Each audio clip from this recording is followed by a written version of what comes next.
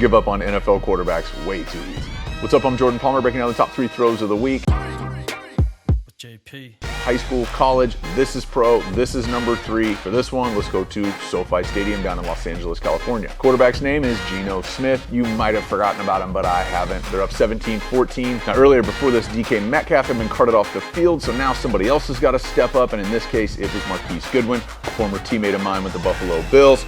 And let's peep this. There's not a lot of chemistry here. These guys haven't done this much, but this is press man, 3 and a hitch, subtly, ball's out. Marquise goes up and gets it. He's a speedster who likes to beat you over the top, but in this case, goes up and gets it. You see the celebration there, the triple jump. Dude's been in the Olympics before, amazing track athlete. And Geno Smith, let's talk about it for a second. This dude right now is leading the NFL in completion percentage, 73.9. The Seattle Seahawks, how they doing? Number 1 in the NFC West. Number 1 in their division. And on the season, Geno's thrown for over 1,700 yards, 11 touchdowns against 3 picks. How can we not root for this guy? Yeah, they wrote me off. I ain't right back, though. That's the problem. I ain't right back. Let's go. Are the Bengals back? For this one, let's go to Cincinnati.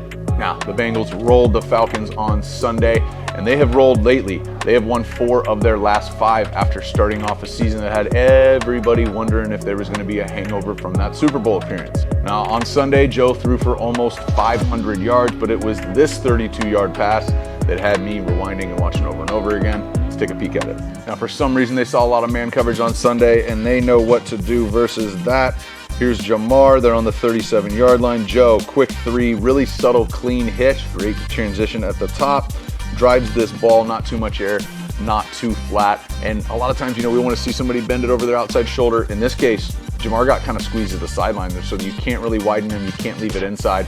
So Joe puts it right in front where you can go up and get it. He high points it, it's a dime, and it ends up 35-17 Bengals. Now Burrow in this one, 34 for 42, 481 yards, 3 touchdowns, plus ran for 1 on the ground. And between him and Jamar Chase in the last 2 games, 15 receptions, 262 yards, 4 touchdowns. And for those of you who thought the Bengals offense was broken, the XFL already having a huge impact on the NFL. 2 former XFL quarterbacks took out 2 of the greatest quarterbacks to ever play in the NFL, and they did it on the same Sunday. The first was current Carolina Panthers quarterback PJ Walker and former Houston Roughneck, taking out Tom Brady. And the second one, for this one, let's go down to Washington, D.C.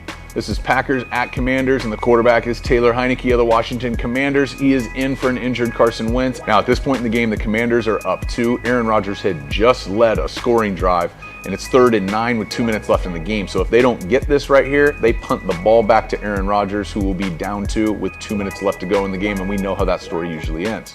But in this case, it doesn't end like that, because watch what Taylor Heineke does. He takes 5 and a hitch. He's got a free runner who runs right by his guard and his running back and smokes him right in the grill while he layers this comeback on the sideline to Terry McLaurin, one of my favorite receivers in the NFL. And they convert.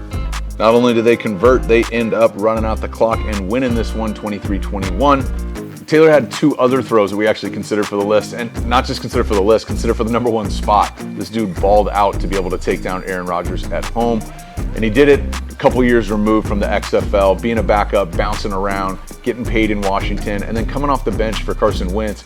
Chaos ensuing in that organization is an understatement, and this dude weathers it, drops a bunch of dimes, big plays. Number 1 throw I saw this week, Taylor Heineke.